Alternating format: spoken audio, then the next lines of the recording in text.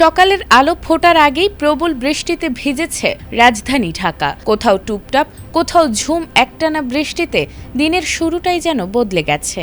আকাশ জুড়ে কালো মেঘ আর থেমে থেমে বইছে বাতাস। এমন আবহেই আবহাওয়া অধিদপ্তরের নতুন সতর্কবার্তা জানাচ্ছে, দিনের বাকি সময়েও স্বস্তির খুব একটা সুযোগ নেই।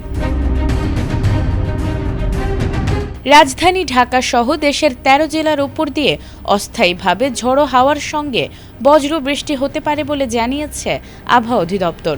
এ কারণে সংশ্লিষ্ট এলাকার নদী বন্দরগুলোকে ১ নম্বর সতর্ক সংকেত দেখাতে বলা হয়েছে। সঠিক প্যাড আর সঠিক তথ্য দিয়ে এসব সামলে নিব এক হয়ে। Monalisa sanitary napkin. মঙ্গলবার দেশের অভ্যন্তরীণ নদী বন্দরগুলোর জন্য প্রকাশিত পূর্বাভাসে এ তথ্য জানানো হয়েছে।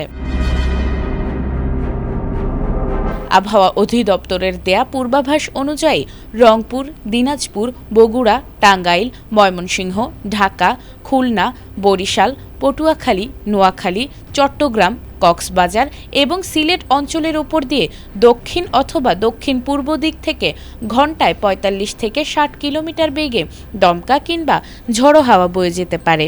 একই সঙ্গে হতে পারে বৃষ্টি অথবা বজ্রবৃষ্টি।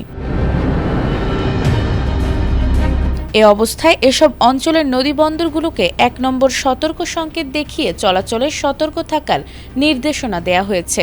বিশেষ করে নৌযান চালক, জেলে ও নদীপথে চলাচলকারীদের বাড়তি সতর্ক থাকার পরামর্শ দেয়া হয়েছে।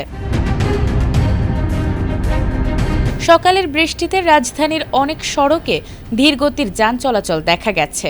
আবহাওয়ার এমন পরিস্থিতি বজায় থাকতে পারে বলে ধারণা করা হচ্ছে। তাই প্রয়োজন ছাড়া খোলা জায়গায় অবস্থান না করা, বজ্রপাতের সময় নিরাপদ স্থানে আশ্রয় নেয়া এবং নদীপথে চলাচলের ক্ষেত্রে সর্বোচ্চ সতর্কতা অবলম্বনের পরামর্শ দিয়েছেন সংশ্লিষ্টরা। নাজমুন নাহার জান্নাত, এটিএন বাংলা।